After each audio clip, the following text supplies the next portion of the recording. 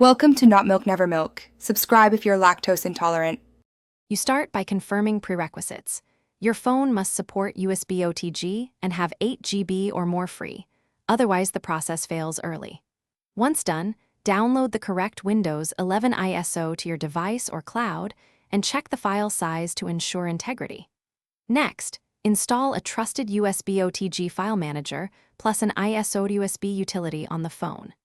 Now connect a compatible USB drive via OTG and make sure the phone recognizes it before you move to creating the bootable media.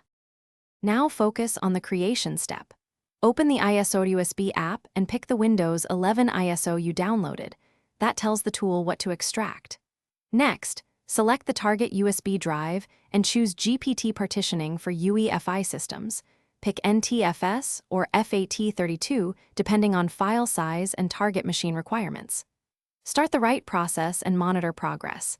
The app will copy and make the drive bootable. Make sure you don't disconnect the OTG cable mid-write, because interruptions corrupt the image and force a restart. Finish by safely ejecting the USB from your phone, then plug it into the target PC and enter the BIOS or UEFI boot menu to boot from the USB.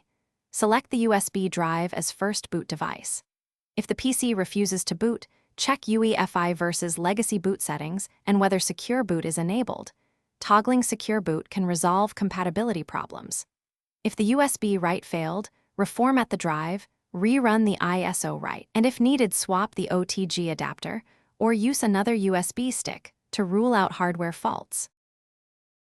Thanks for watching. If this was helpful, leave a like and consider subscribing. See you next time.